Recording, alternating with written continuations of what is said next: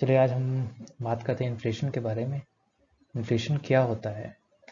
सबसे पहले इन्फ्लेशन करते हैं कि इन्फ्लेशन जो होता है किसी भी चीज़ का प्राइस बढ़ना इन्फ्लेशन कहलाता है, या फिर किसी भी इंसान का किसी भी चीज़ को खरीदने की कैपेसिटी को कम होना और decline in the purchasing power of a given currency और मैन over time is called inflation.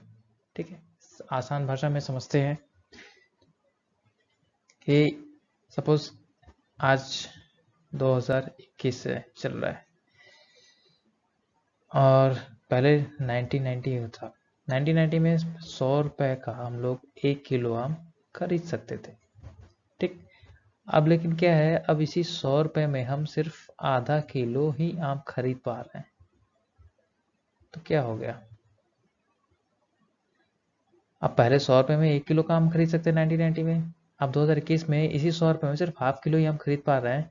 तो ये हमारा जो प्राइस बढ़ गया पर यूनिट का, दिस इज कॉल्ड इन्फ्लेशन। ये इन्फ्लेशन इसी को कहते हैं, पर यूनिट प्राइस को बढ़ना। ठीक है, इसको रिप्रेजेंट करने के लिए हम परचेसिंग पावर का हम लोग यूज करते हैं। This purchasing power is the value of a currency expressed in terms of number of goods और services one unit of money.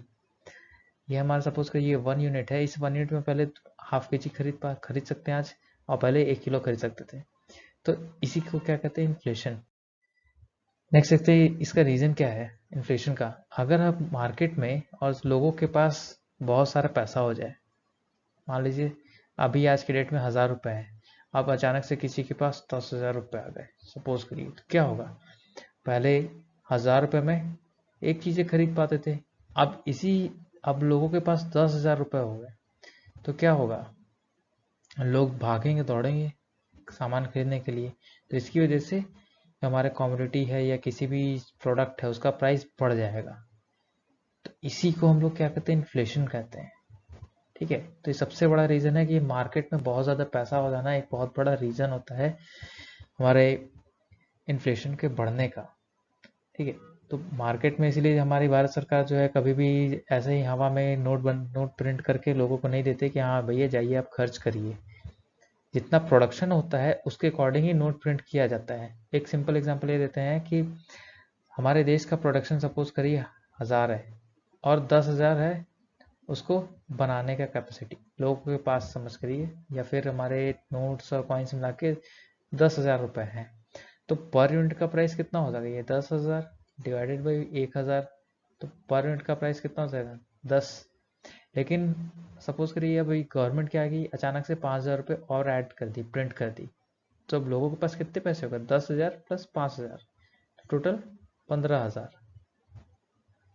अब इस 15,000 लोगों के पास हो गए, अब लेकिन हमारा प्रोडक्शन तो कुछ बढ़ा नहीं है।